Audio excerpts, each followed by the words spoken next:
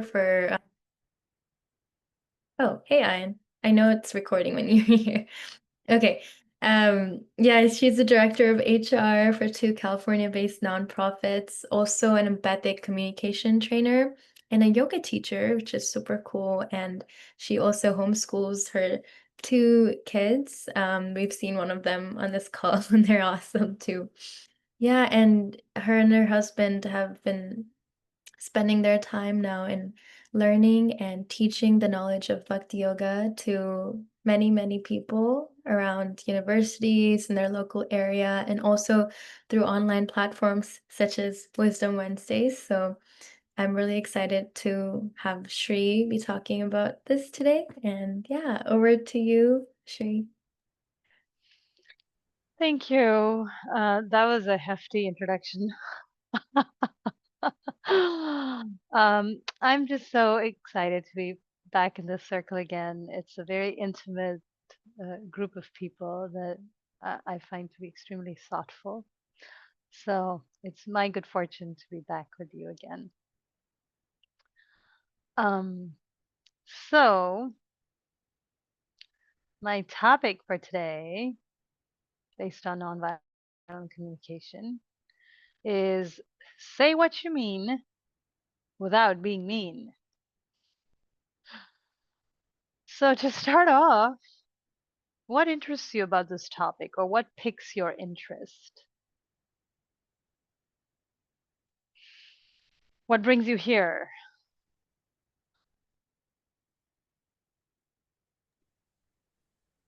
Well, I'm always curious to learn something more, and I like hanging out with you guys. So Awesome. I tend to be a little straightforward, um, which isn't always a good thing. Okay. Thank you. I'd have to say, that kind of reflects what how I feel. I mean,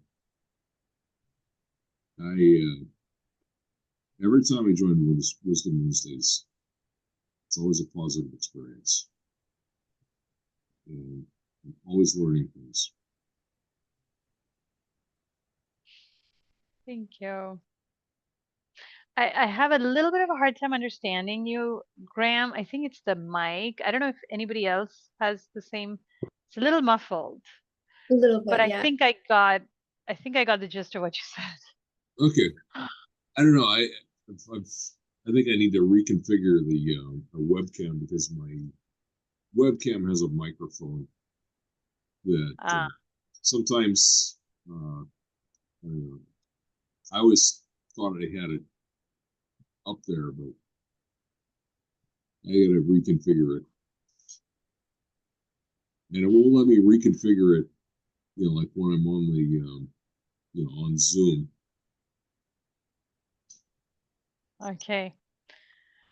Well, yeah, I mean, mostly can understand what you're saying, but a little hard. So, all right.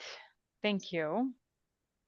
Um, I can tell you my personal interest in this topic. I love the saying, I teach best what I most desperately need to learn. So this is an area in my life that I'm working on for many, many years, for about a decade now. So I am absolutely not an expert in saying what I mean without being mean. But that's why I'm here, because I'm learning in community. So, so this is your last chance to get your money back if you were expecting an expert trainer. Okay, so we got to begin with some of these nonviolent giants, right? There's Martin Luther King. Our lives begin to end the day we become silent about things that matter.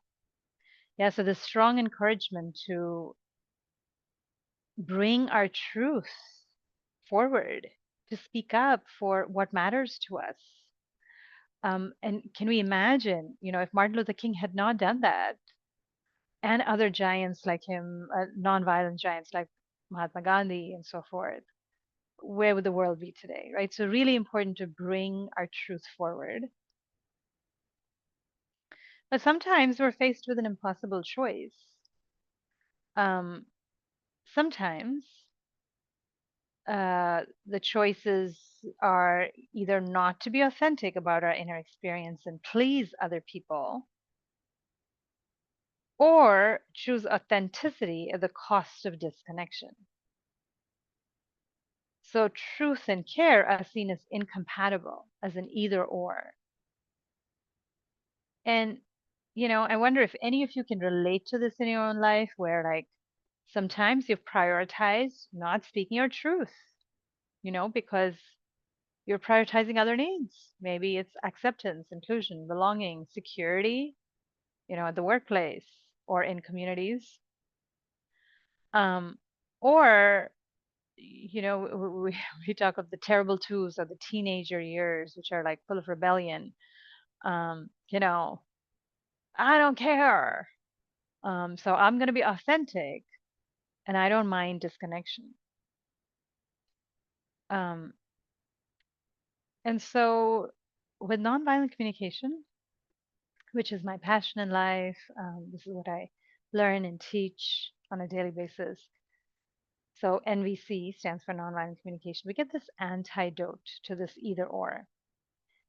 We get tools to find care to match the truth telling. So it's a both and. How to speak truth with care. So here's our other nonviolent giant, Mahatma Gandhi, wondering if Priya, you'd be willing to read this quote. Whenever you have truth, it must be given with love or message, and the love or the messenger and the messenger, or the message and the messenger will be rejected. Wow, that I do know how to read. I know you do. Yeah. So, we may have the most outstanding truth, but if it's not given with love, not only the message would be rejected, but we would be rejected as well as the messenger. Yeah. I certainly have this experience in life. The whole reason I started on this journey of nonviolent communication is this is an area of growth for me. This is a thing I've struggled with all my life. And my spiritual master in 2017, 2016, in that time frame, twice he told me, something happened, I blew up, blah, blah, blah, He told me, Shri Radhika, you need to learn to say the right thing in the right way. And then he told me again, Shri Radhika, you need to learn to say the right thing in the right way. I was like, all right, okay, this is my mission in life. I'm going to be working on this for the next decades. So this entire presentation is based on a verse from the Bhagavad Gita, 17, chapter 15th verse. Anudvega karam vakyam satyam priyahitam chayat swadhyaya bhyasanam chaiva vanmayam tapa uchyate. So Krishna is telling Arjuna, austerity of speech consists in speaking words that are truthful, pleasing, beneficial, and not agitating to others, and also in regularly reciting Vedic literature.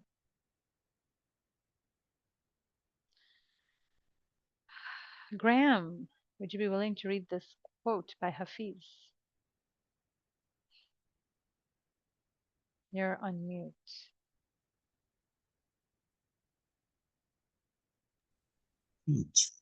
Let's take two. The words you speak become the house you live in. And another one, would you be willing to read this as well by Rumi? Raise your words, not your voice. It is rain that grows flowers, not thunder. Rumi.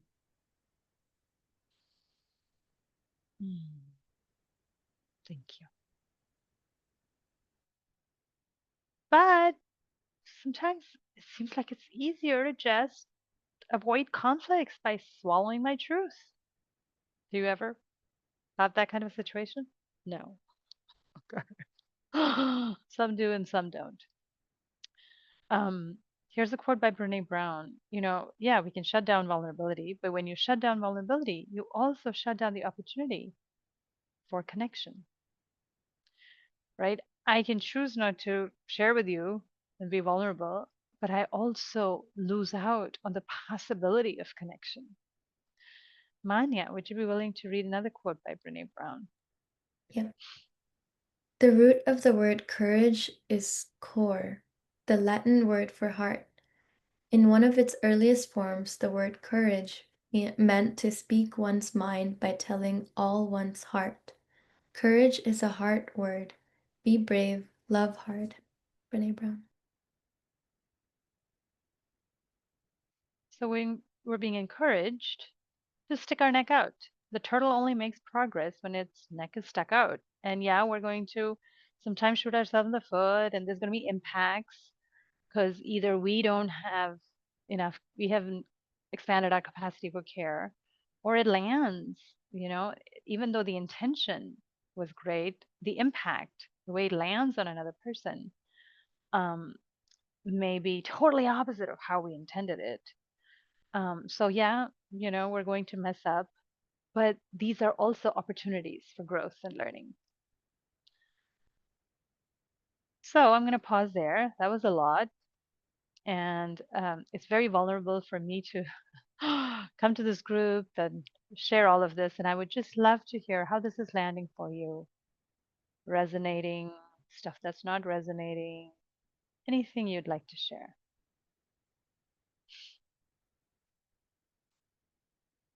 I was going to say it's creating an open space for me to look back at moments that weren't the best for me and then reflect and be like, okay, it's okay to feel like this because it's not just me that has struggled with this, but there are other people that have also gone through that journey. And when I heard the title, I felt so captivated by it because I felt like it called me out in the best way possible.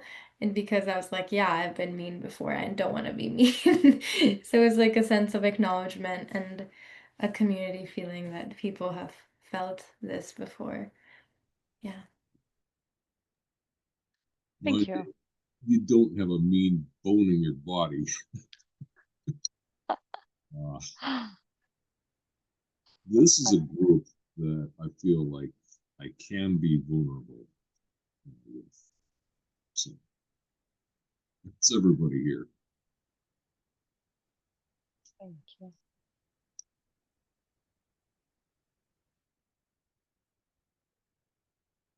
I think this topic really helps because I'm starting to learn when I have to put up boundaries, which would respect me and not abandon self.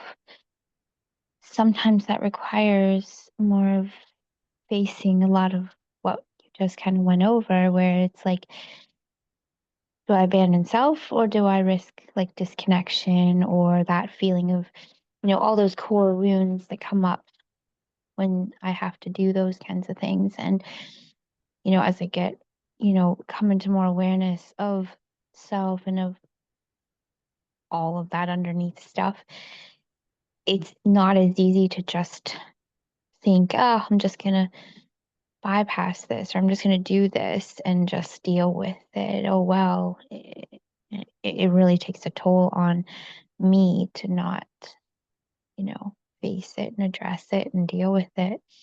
So, and how to communicate in a way that's assertive, not, in any other way. So, this is a really timely topic, by the way. Thank you. Wow. Amazing. Thank you.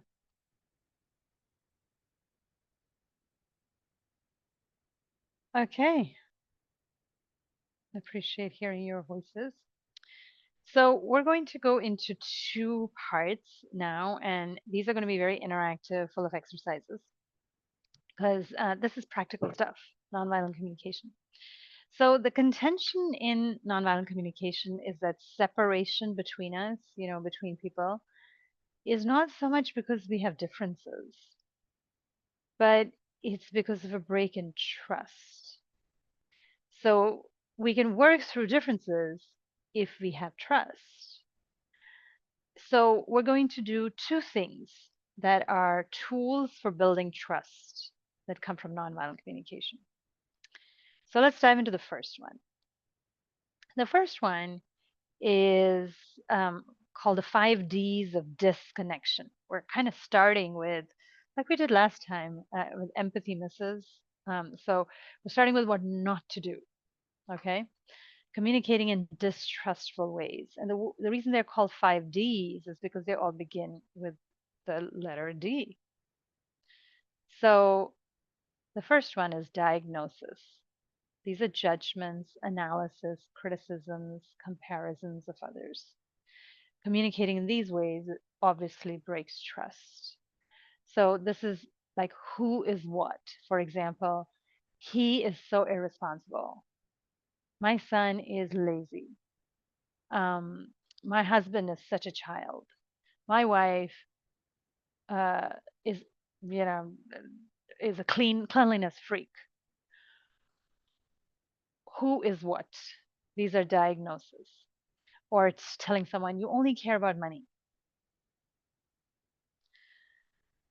The next D is denial of responsibility, attributing the cause of one's feelings or actions to someone else or to circumstances.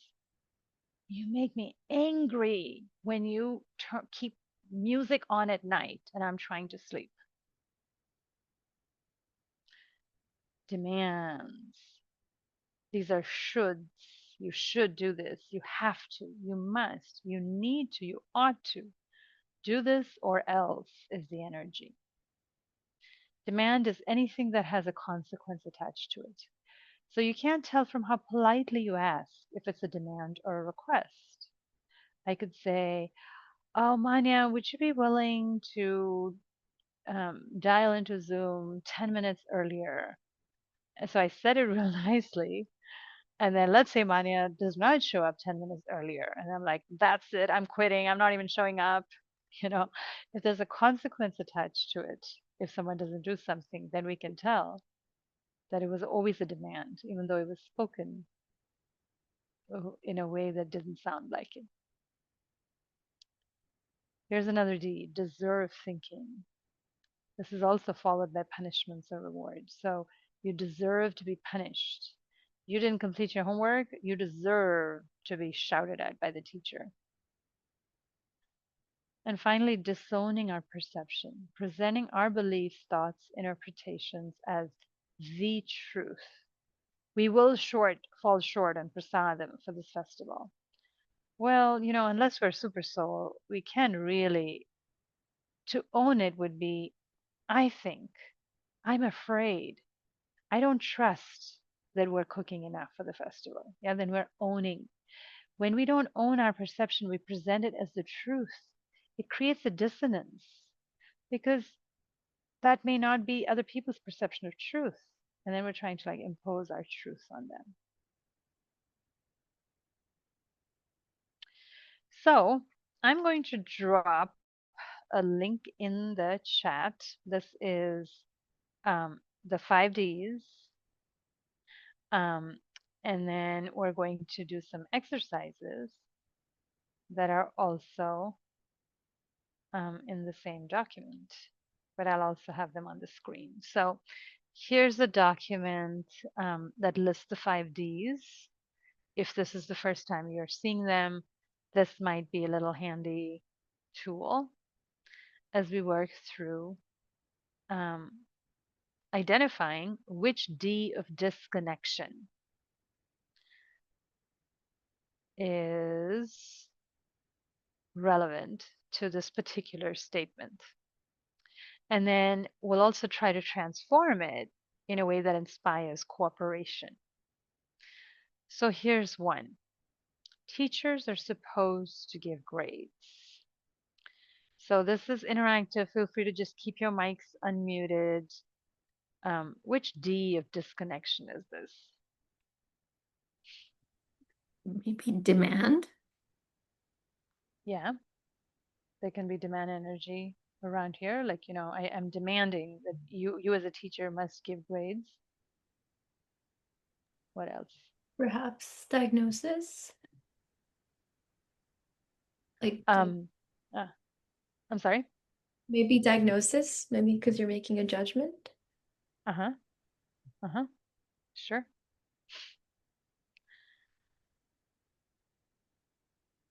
How And about its perception? Because perception seems to what is it called? The disowning. I'm reading this uh-huh. disowning our perception, presenting our beliefs, thoughts, and Yeah, presentations as the truth. Teachers are supposed to give grades. That is the truth. yeah. There's also some denial of responsibility here. Like as a teacher, instead of saying, I am choosing to give Mhm. grades to my class because I value some kind of assessment of the learning, or I value following the instructions of the administrators. I value following the system. Then I'm taking responsibility for my need. Instead of that, I'm saying, well, I'm just giving grades because, that's what teachers are supposed to do. We're supposed to give grades. Then can you see how it can build resentment? Like, because you're attributing your action to someone else. You could also go further and just develop some resentment, like, these administrators, they're no good. They determine, instead of me taking the locus of control of why I'm doing something. Okay, people who hurt others deserve to be punished.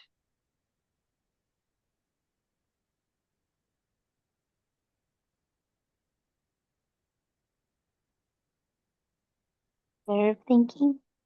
Hmm. Yeah. So, hurt people hurt people. You heard that statement, right? So, behind somebody hurting someone, there's a desperate attempt to meet their own need. There may be life circumstance, whatever it is, but it's so disconnecting when we just, okay, if you're hurting someone, you deserve to be punished. You strip people of their humanity. So it can be a very disconnecting way of communicating. We may still want to take measures to protect people from getting hurt. It doesn't mean we stop standing up for violence and all of those other things. The strategy, we may still find a strategy to protect and use the protective use of force. But thinking in this way or speaking in this way um, can be very disconnecting from people's humanity. I have to say, I'm guilty of that because when I see people get hurt, innocent people, Yeah. the perpetrators, and falling right into this, but I'm saying they need to be held accountable. I And hear you. And there's so much pain going on in the world right now. It just seems like such unnecessary suffering. War torn areas. Just, I mean, it's heart wrenching. So I hear you, Graham. Thank you for your vulnerability. I do all of these D's, and that's why I'm here to learn together. You have to attend school until you're 18.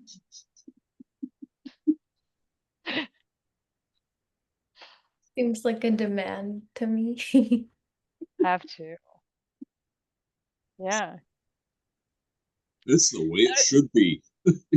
Right. That's what you're supposed to do. If you're a human being, a civilized human being, you have to attend school until you're 18. Otherwise, you're going to be a homeless person on the street.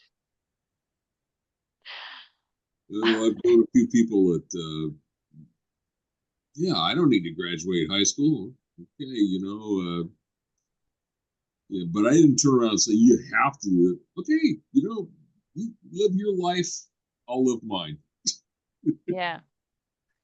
Yeah. So there's a very different energy in saying this to my son. You have to attend school until you're 18.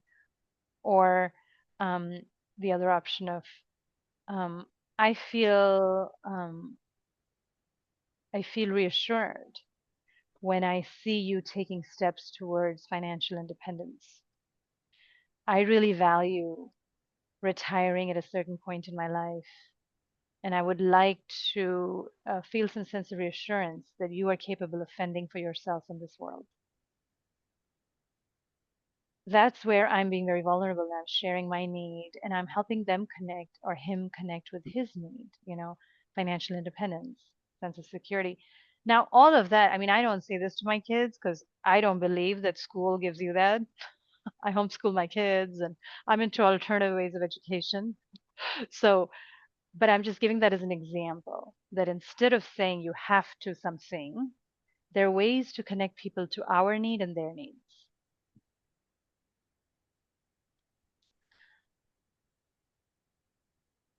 The school system is horrible. Where did I come up with these examples? Okay, which D of disconnection is this? Diagnosis. Oh, yeah. I mean, it's a judgment call. Yeah. Yes. And there are aspects about the schools that, depending on the school district where you send your kids, it could be good or bad. Yeah.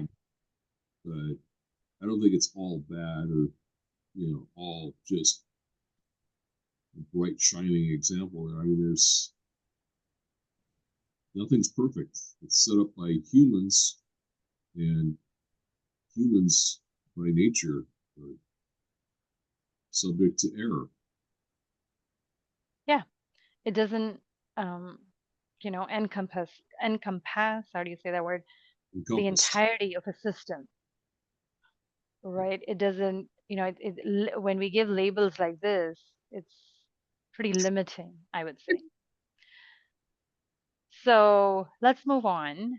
There's four more, but given the time, I want to move on to the second concept.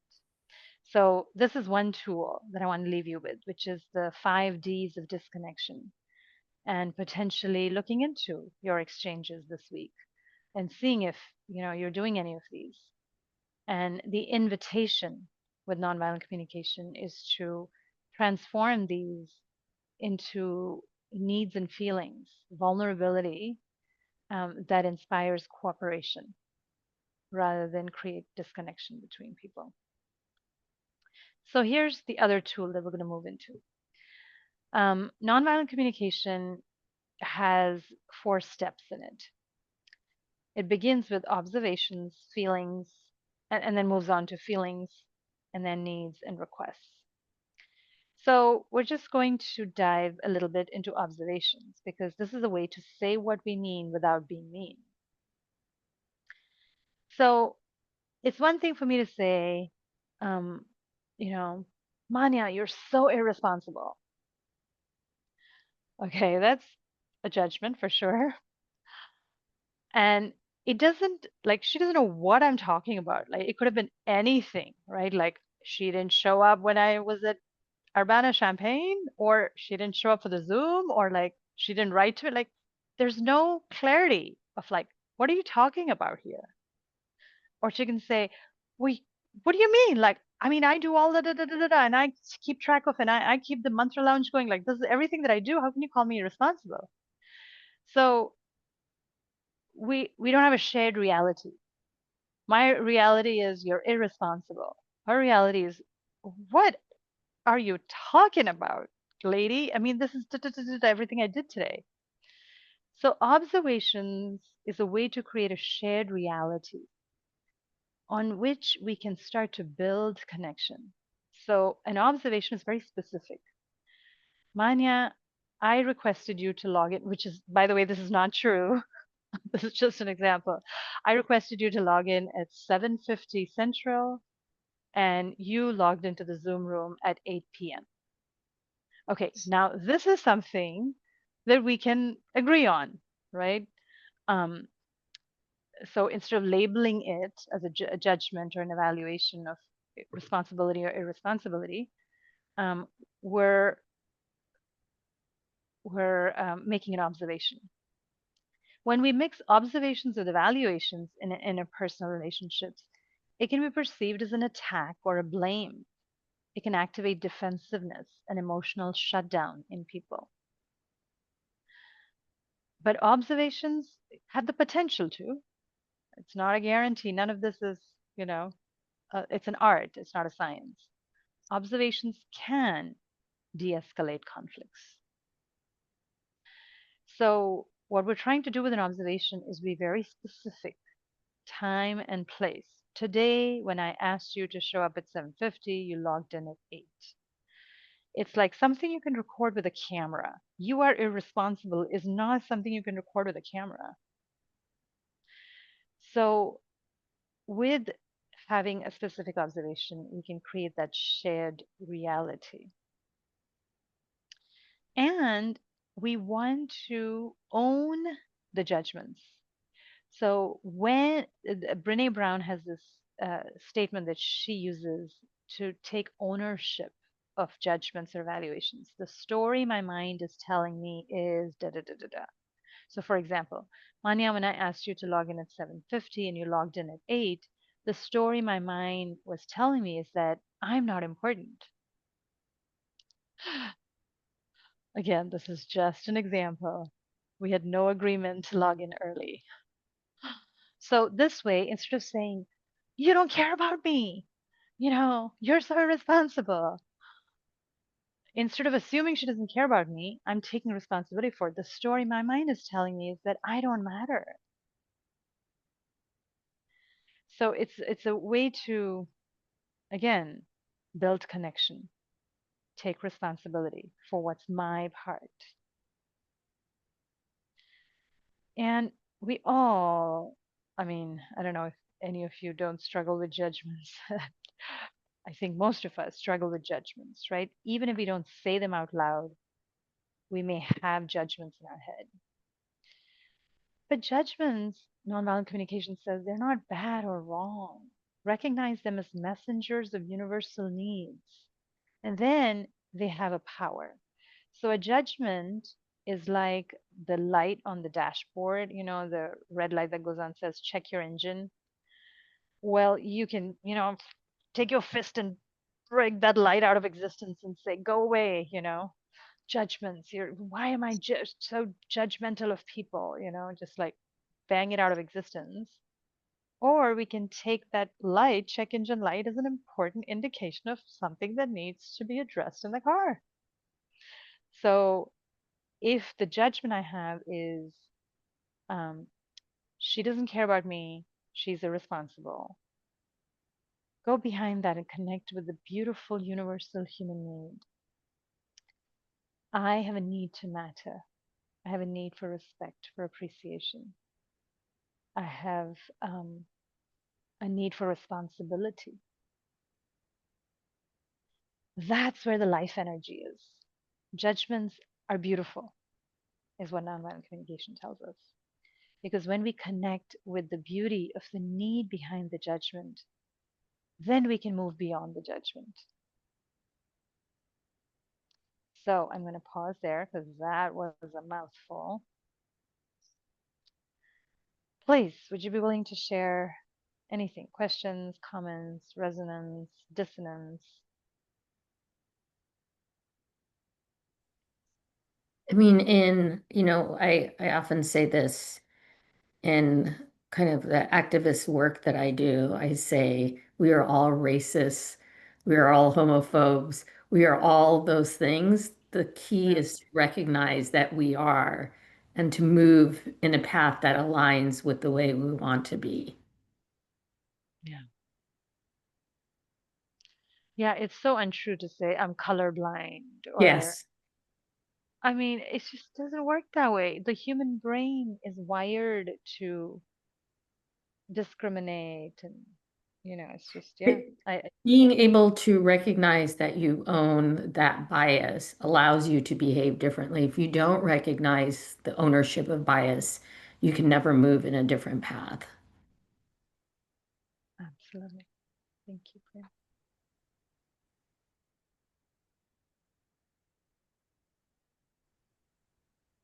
I had a question on the 5Ds you mentioned, or a clarification.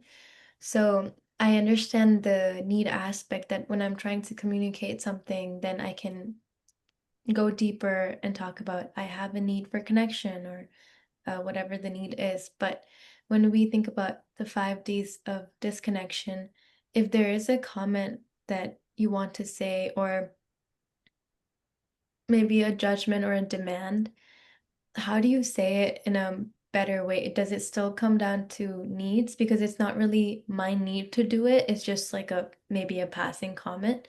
So even if I notice these things in my daily connection, how do I transform it, or what can I think about? Do you have an example that, comes to mind? Mm, let's say I don't like something about the school system, or I say, Yeah. students should be taught life skills more often than Yeah. the subjects that are being taught in school. Yeah. So connecting with the need behind that. I really value competence in the world, in the real world, on the part of adults. And I really long and yearn for people to be trained in skills that they're going to use once they're out there in the real world, Yeah. in the workplace. Mhm. That's a need. I wish to contribute to the need for learning and growth for for students. So that's the need. There's so much more, life energy in that than, the demand of Yeah. schools should, da da da da da. Um, and, we're more likely to make an impact with administrators. That's my contention if we present it in this way. Mhm. I yearn to have life skills when I'm 22 and I'm out of school. Um, I have such a need to see competence and accomplishment in terms of life skills. Mhm. That kind of language, Mhm. so needs based communication, in my contention, gets us further. You know, I mean, Priya does activist work, so I don't know if you would agree with that. I think I statements are always good. It's, Yeah, I believe, or I often say it's my opinion. yeah, And then I can make it clear that for me, I think that's a way for me to say these are the facts as I see them. Because that's right, I agree. Like facts are never the we never we could be in the same place at the same moment and see a yeah, totally different thing. Mhm. absolutely. Yeah. Thank you. That helps. Okay, so the other thing with observations is that they're not static generalizations. Statements like, he's lazy, he's never around when I need him, my mom is always working. No, sometimes she sleeps, sometimes she eats, sometimes she's on her phone, she watches TV, right? Always, the kid, the person can't always be working. My mother-in-law frequently calls my wife. Like, what does that mean? For me, maybe if my mother-in-law calls my wife once a week is just too much. And for another person, frequently means 10 times a week if my mom-in-law calls. So it's state generalizations like this that create confusion and they don't provide clarity. So like, have you ever used this? Why are you always on your phone? Have you ever said that to someone, or have you ever heard that all the Indians in Seattle have badly maintained yards? So words like always, never, ever, whenever, uh, they produce defensiveness. If someone tells you you're always late for all these seminars you do, like, no, I'm not. Back off. It just produces this defensiveness when it's not a specific observation. But, and that's a big but, are observations really objective? So here's an image from the internet, but it could be an image from my son's room. That face in the previous panel, that is precious. Yeah. The the previous slide. Yes. Okay, so this, can you make an observation based on this picture?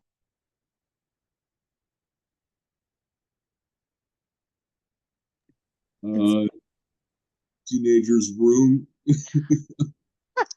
I mean, that could be my room, so Somebody I wouldn't say put away that. your laundry. I'll get to it, Mom. That could be my room. No. I think Okay, what did you say, Manya? The room is messy. Yeah, I was just gonna say it's messy. Ayan came alive looking at the picture of this room. That's really true. He doesn't like mess at all. I'm going to make a technical observation. I was taking with a wide angle lens with a certain, f-stop. You're talking to somebody who studied analog Okay, photography. right. So the room is messy. Is that an observation? it's a non-quantitative word. I mean, I would probably say there are clothes lying about because to me, this room may not be messy, Yeah, right? That's why I said it could be my room. It's not messy. I'm just telling you, my office looks like this right now. So right. it may not be messy, but there's clothes lying around. There's clothes that need to be put away. There's some Okay. drawers that open. Like those are the things. The messy is a non-quantitative word. It's an evaluation. It's a It's judgment. evaluation. Yeah. So here's, further nuance. There's the external sensory stimuli and observations, right? There's a jacket on the chair, two drawers are open, a laundry basket is on the dresser. There's the external sensory stimuli, but there's also internal thoughts, beliefs, trauma reactions, and implicit associations that influence how we perceive something. So, for example, if as a child I was scolded when my room looked like this, if I walk into my son's room and it looks like this, I go into that fear reaction, right? And then I'm coming from a very different energy. Whereas somebody who was totally accepted for having a room like this may have a very different reaction looking at the exact same thing. So we don't see things as they are, we see them as we are. This is that point of humility. That's why this is such a spiritual practice, nonviolent communication. It's the dropping into that place of humility that my way or the highway is not, you know, that's not an observation, that's an evaluation. And behind every camera, there's a cameraman or woman, right? So it depends on where we place our attention. So if the camera person can choose to zoom into certain details, just saying that, an observation is like something you can record with the camera is not exactly accurate, because um, there's a lot of research done, for example, that because of the history of Black people, they observe police in an environment where a white person may not even observe the presence of police. Why? Because there's all this, connotations and social context and all of that that goes into what we even observe. That's what Priya was saying. So, the other thing with observations is positive labels are also judgments. They're also evaluations. Oh, you're such a bad kid or you're a good kid. But what's wrong with positive labels? You feel like you have to maintain that status all the time. Though I do call my dog Good Dog, though. I'm sure he appreciates that. I would have to say, from like a neutral point of view, or even if I was labeled a bad person, you like this person, so favoritism. You Yeah. like this person better than me because I'm this, that, or the other thing. Tall, short, Yeah. skinny, fat, what? Yeah. If there is such a thing as a good kid, there's such a thing as a bad kid. And more, Rumi has this quote, out beyond ideas of wrongdoing and right doing, there's a field. I'll meet you there. We want to move away with nonviolent communication, this whole idea of good and bad. That even when there is a behavior that maybe hurts, let's say a child is hurting another child, that they're just trying to do the best they can to meet their needs. And if we can see from that lens of needs based assumption, then there's the possibility of connection, right? So let's say a mother needs to work and the child is being really noisy. Well, they need attention. It's a basic human need. Instead of calling them a bad kid or you're such a good kid because you stayed quiet the whole time, it like puts people in boxes. So this is the last thing we're going to do.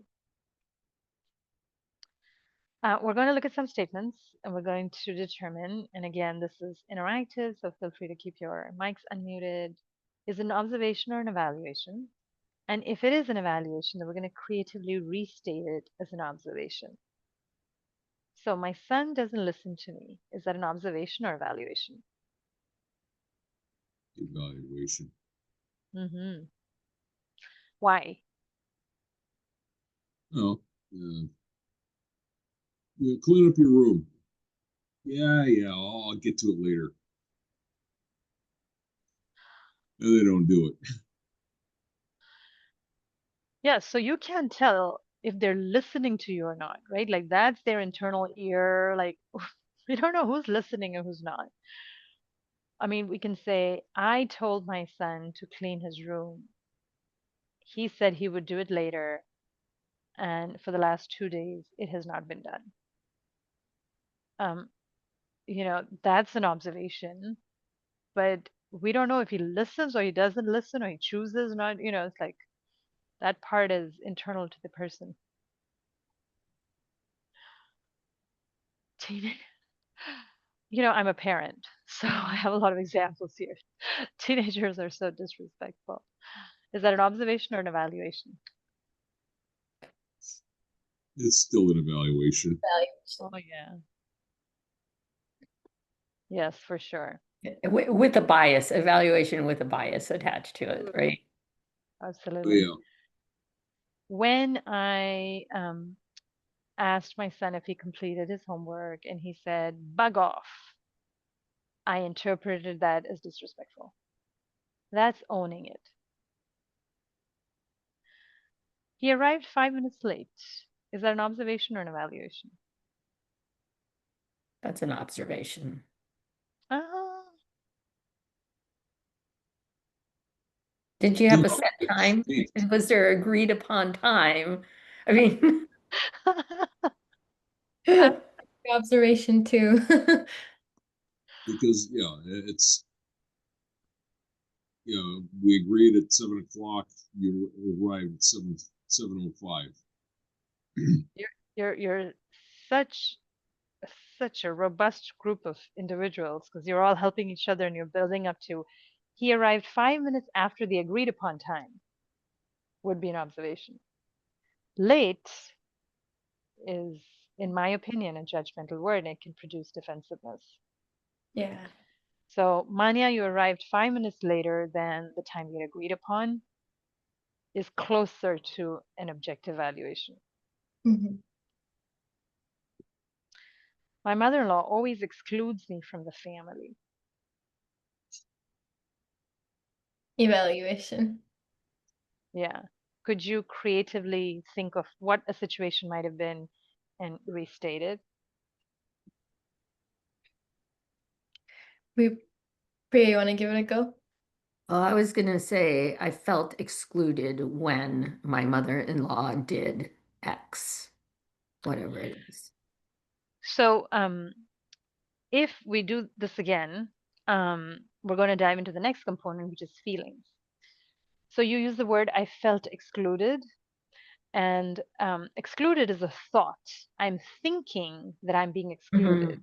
Mm. Feelings are described as these things that you can viscerally feel in the body. So I felt pain Ah, okay. when my mother-in-law invited everyone to a birthday party from my family, my husband, my kids, but not me. Mhm. So close. And we tend to use in the English language the word feeling to also refer to thoughts. And it's kind of important to make that distinction between thoughts and feelings. So feeling is like happiness, pain, anger, frustration. That's a feeling versus I am thinking this is I'm thinking that I'm observing this thing. That's the Yeah. distinction? Okay. Okay. And the other Thank you. distinction Thank you. and the other distinction is when you say excluded, it means somebody is doing something to me. Mhm. They are excluding me. So notice how, again, with nonviolent communication, we're trying to take back our power and the internal locus of control. So instead of, you know, I'm feeling excluded, which means somebody's doing something to me and that can make me feel. Um, I divorce the person from my feelings. So I say, I feel pain because I have a need for inclusion. That's my need. It's different than saying my mother-in-law did something that made me feel excluded. Okay, so I'm aware of the time, and these were the two tools I wanted to leave you with. One is the 5 Ds of disconnection, and one is observations and the difference between observations and evaluations. So I'm going to pause there. It has been an absolute pleasure to be with you again. Turn it over to you, Manya. Thank you. Thank you so much, Shreya. This was so helpful, and I love the activities you bring in and thinking about situations and things that we've done is just so fun and also enlivening. So I really like that activity you put in between. Yeah, Yeah.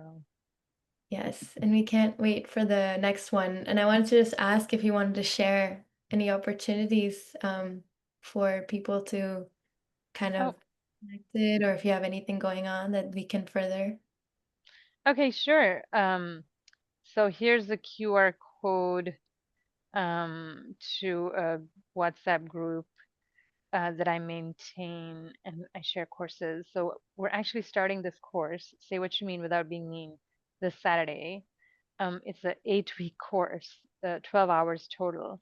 So I tried to like condense a little bit of what we're going to present in an hour. So it's just a little sampler, and if you're interested in nonviolent communication, I offer courses every 2-3 months. We release a new course, so you're welcome to join this group, and you'll find out about courses. Great. Thank you so much. Oh, Thank you. I can send you the link. I can text you the link. I have it. So much. I appreciate it. Yeah, of course. Great. Thank you everyone for joining us. you. Nice to see everyone. It's so fun learning with all of you. If you're in Seattle, we have a Halloween special Soul Fest coming. There will be spooky tunes. So please join. It'll be fun. It's at the Bhakti studio. And if not, we'll see you at Wisdom Wednesdays next week for sure. Right. Thank you everyone. Have a good evening. Thank you Bye-bye. so much. Bye. Bye.